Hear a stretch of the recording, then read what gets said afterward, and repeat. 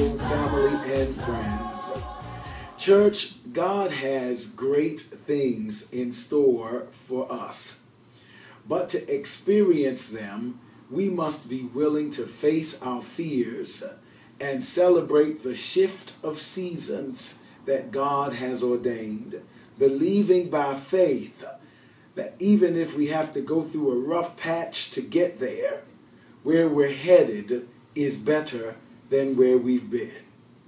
This really is the message that comes to us from the 28th chapter of Matthew as I talk to you on this Resurrection Sunday.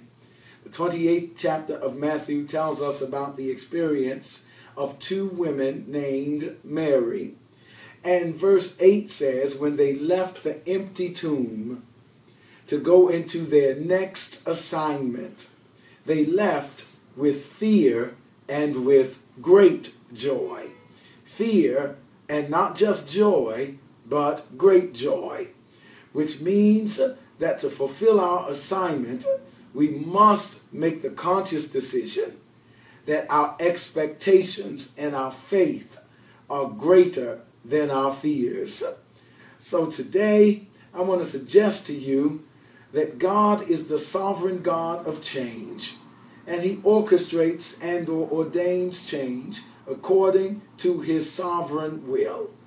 And when change comes, it is incumbent upon us to embrace what God has allowed by faith with the confidence that what he has assigned us to do is leading us into more of the great things he has in store for us.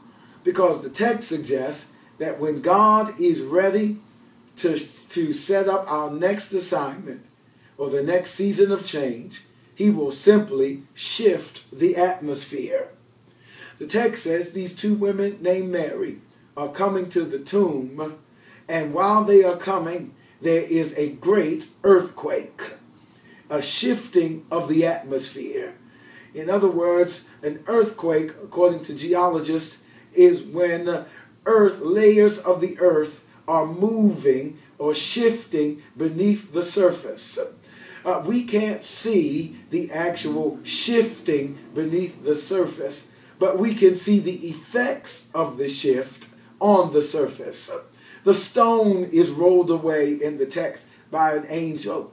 Doors of opportunity are now open, for the stone was not rolled away to let Jesus out. He was already risen. The stone was rolled away to invite Mary and Mary into their next season and their assignment in God. So he shifted the atmosphere, and in the shift, even the guards, the text says, shook and then became afraid and became as dead men, which means that he has now immobilized the intentions of the enemy so that you can maximize your opportunity. Isn't it amazing that the same season that caused the adversary to faint is the same season that will push you further into your faith assignment? God has shifted the atmosphere, not just in the natural, but in the spiritual. The whole kingdom is about to shift for this moment that these two women are living in. And now he has invited them to be a part of the shift.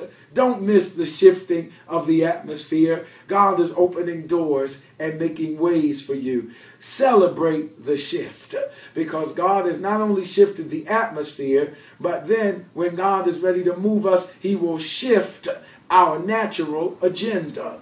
Because the text says that they came to see the tomb.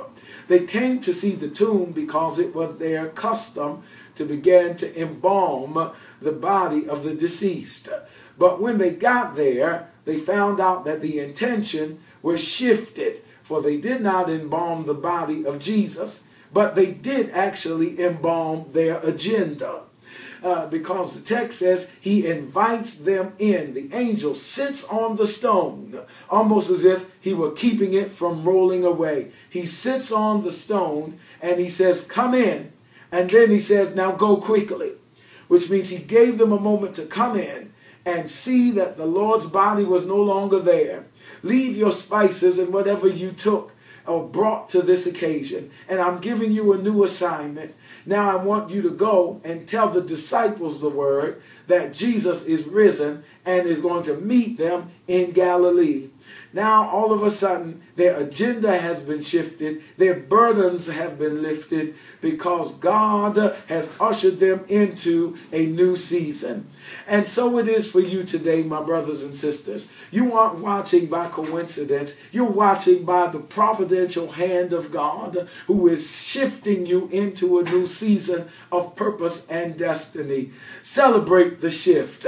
Leave with great joy, because God has shifted the atmosphere for your favor. And he has shifted your agenda, because what he has in store for you and me is greater than anything we could think or imagine. May this season of shifting for you take you into the greater plan of God for your life. Celebrate the shift.